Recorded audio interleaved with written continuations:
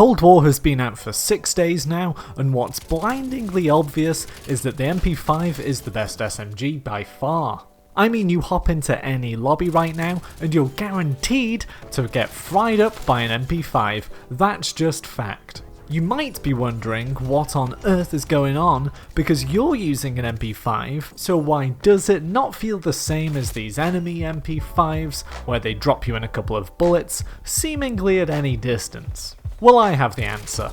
They've got some overpowered class setup. Believe me, I've looked into a bunch of different variations, and I can't believe the difference it has compared to what I was previously using.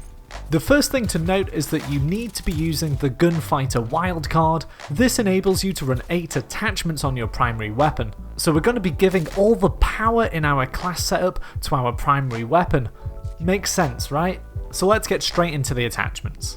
First up, for the optic, we're running absolutely nothing, so that was easy.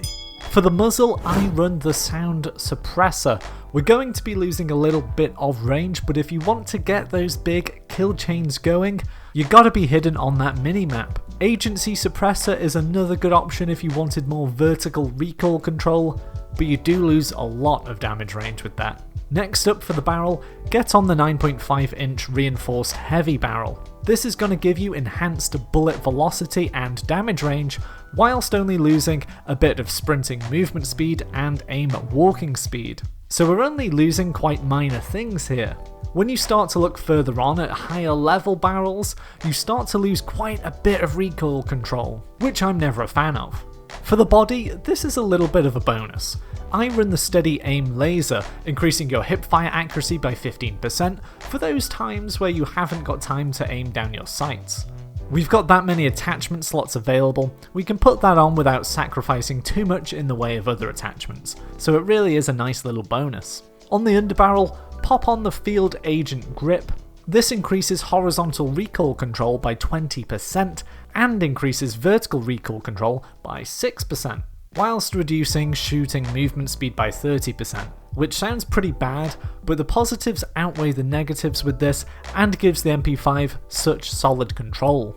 Now for the magazine, you can go a few different ways depending on your playstyle, but I suggest the Stanag 50 round drum. So as you may have guessed, it gives us 50 bullets in the magazine to start with, which means less reloading and more multi-killing. Pick your moments to reload with this though, because it does reduce reload quickness by 10%. You can go with other choices which give you fast mags and quick reloading, but in public matches you're often going to be coming up against more than one opponent at a time, so having that big magazine is quite the advantage. For the handle, we're popping on the airborne elastic wrap, giving us plus 30 ADS time, plus 90% flinch resistance, and the ability to aim whilst going prone, which is great for drop shotting. ADS time and flinch resistance are so key to winning gunfights consistently, but we do have negatives with this, in that we do lose 15% of our sprint to fire time. But our next attachment more than makes up for this. This is our stock option, which is, well, no stock. This gives us plus 30% sprint to fire time, whilst reducing hipfire accuracy by 15%. But that isn't majorly important since we're going to be aiming in most of the time, and remember, we have a laser to combat this negative too. Now this MP5 setup here is for pure pub stomping. Like for competitive play and ranked matches when they come out, there's going to be better alternatives, that's for sure. But for high kill streaks and mega plays, this is a fantastic setup. Competitive setups will have more focus on speed of movement and sprint to fire and things like that. You certainly wouldn't be running a big drum magazine. Now there has to be a downside to this class setup, right? And sadly there is.